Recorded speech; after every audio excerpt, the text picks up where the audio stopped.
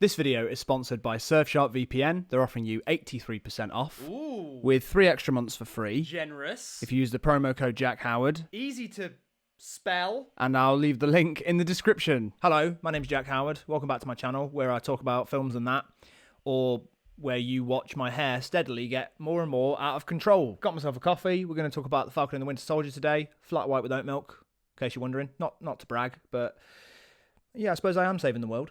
I also wanted to mention as well that I am so aware that the last video I made was about WandaVision, and now I'm talking about Falcon and the Winter Soldier. I don't want this channel just to become Jack talks about the latest Marvel thing, but here we are. I also want to say as well, as a filmmaker, it always just sounds a bit wanky saying that. But as a person who makes things, I want to become more careful with how I criticize other people's work. And the more and more that I do make stuff, the deeper and deeper I go into this job, I know how difficult it is to get anything made at any level, regardless of working for the mouse, especially because I'm aware there's rumors going around that there was an entire storyline that had to be cut out because it was too close to, you know, the situation, capital T, capital S, that we're in right now. So the fact that this show still was coherent and had some great moments, regardless of the fact that an entire storyline was chopped out of it, a huge success.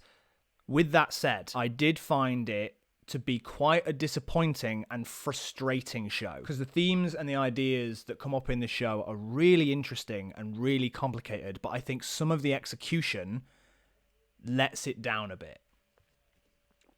Yeah, that does taste like saving the world. A lot of the time, the plot felt like a checklist of stuff they were just getting through rather than a story they were telling us. It was like, we just need this. Zemo's going to break out of prison. Yeah, I know that could be a fun episode on its own, but he's just going to do it. Even Bucky, I loved the introduction to his character, what he was dealing with, the real honest look at somebody who's dealing with PTSD in a very obviously exaggerated way. Like he was brainwashed and killed people, but was present for it, but he wasn't in control. You know, it's comic book stuff, but treating that seriously, like what's the ramifications of someone who's woken up from that? Of course he needs therapy. Of course he wants to go and say sorry to the people who he inadvertently hurt. That's a really big idea. And by the end of it, it felt like just another tick on the list. I'm just going to go to this guy who I've befriended. I killed your son. I didn't really do it. It was, I did it, but it wasn't me. Cut away. Like, that felt like it should have been, like, let me be in that scene. Let me feel how hard that is to be in that moment. It felt like they were just rushing through it. It felt brushed over. The main villains as well, the flag smashers. Is that what they're called? That's not a good sign, is it? Just opened my phone to the Wikipedia page of Shrek. I can't remember why I was looking at that. They are called the Flag Smashers. That just shows you, doesn't it, how interesting and compelling I found them as villains. Not very. And they spent so much time trying to make us believe and understand and empathize with why they were doing what they were doing. And then at the same time, the main one, she would just go and kill people. And they'd be like, yeah, but we're doing it for good reasons. No, you're insane. And this feels inconsistent. The main villain obviously should have been John Walker. I loved his character and what they were doing with him up until the last episode. I'll just touch on that very briefly. I didn't like that he did such horrific, unforgivable things. And then in the last episode, Bucky was just like cracking jokes with him. That felt weird. But the introduction of him, I thought it was like a stroke of genius, actually. We all went into this show wanting Sam to take up the mantle of Captain America. And then, at the end of the first episode, they just gave it to some white guy. At the end of that first episode, do you remember that feeling of, who the hell are you? And then they started the second episode answering that question. And I really loved that John Walker's character seemed to be in his own Marvel movie. He's got his best friend. He's got some sort of love interest. He's clearly been training very hard for this. He cares so deeply about it. And us as an audience, we're struggling because we're like, I don't like you and I don't want you to have this job, but you seem pretty deserving of it. He's pretty good with the shield, but then obviously he proves himself to be a total prick. And I'm sure a lot of people know this by now, but Wyatt Russell, who plays John Walker, originally auditioned to be Captain America back in the day before Chris Evans got it. So in like a meta way, it's just fun that he originally auditioned and now he gets to take up the mantle. I love shit on a meta level. And that kind of brings me on to my major criticism with the show, is that I think it missed what I think should have been the main focus and the central conflict of the entire show. And it revolves around the introduction of Isaiah Bradley. First of all, the fact that there has already been essentially a black Captain America or a black super soldier who has been criminalized, and that was hidden from both the characters and from us, the audience, is so interesting. And him directly saying, no, I think it's something like, no self-respecting black man would want to be Captain America. What a conflict to have at the center of the show. What a thing for Sam to have to wrestle with. Because like I say, we all started the show wanting to see Sam become the next Captain America.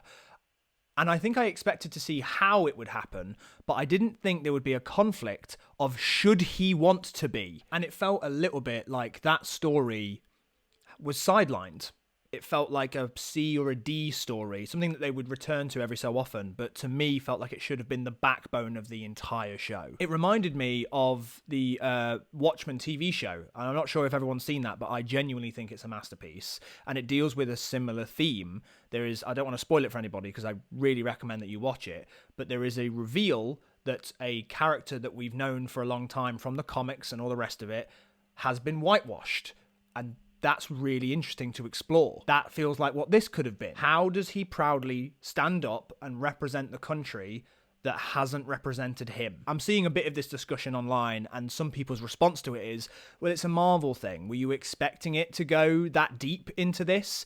No, but it does. It introduces this stuff. The ideas and the themes are all there. I'm not making this up. I'm not saying they should have done this. It's in the show. It just feels a little bit sidelined when I think it should have been the entire driving force. And this is very, very complicated for me to talk about because I look like this. And so I hope that I've expressed my feelings on this appropriately. And please let me know if I could have done something better in the comments. I would really like to learn if I'm not doing that. But yeah, I just think the show could have done more. I think that the introduction to some of those themes and ideas of what it means to be a black man to take up the role of Captain America is a really interesting thing. And they bring it up, but then the execution of it, I think, feels a little bit like it falls flat. I think overall, the characters in this show are more interesting than the plot they've put them in. And the way that WandaVision proved me wrong as to what I thought Marvel television would be, this fulfilled those fears. My greatest fear, a bang average television show. Oh no! But what I mean is, this could have been essential viewing. I think you could probably finish Endgame when he's given the shield and then pick up the next Captain America movie or whenever Sam's going to be Captain America next, and you won't need to, you could just skip this show, which is a shame because there's some stuff in there that felt like it could have made it essential viewing. And I'm out of coffee. So those are my thoughts on the Falcon and the Winter Soldier. Let me know if you agree or disagree. I'd love to know what you think in the comments below. This video was sponsored by Surfshark VPN, who are a virtual private network that keep your online identity safe by encrypting all the information that's sent between your device and the internet. You can also use Surfshark to change your virtual location, so if there's something that you want to watch that's not available in your country, you can simply use Surfshark to change yourself to wherever you want to be in the world, and you can access content from around the globe. They're offering you 83% off with 3 extra months for free if you use the promo code Jack Howard, and that will be the top link in the description. I also just want to let you know that I'm a part of a podcast called The Screen Test that you can listen to wherever you get your podcasts, but you can also watch them as visual things and enjoy looking at my face. Ooh. Get the hell out of my room.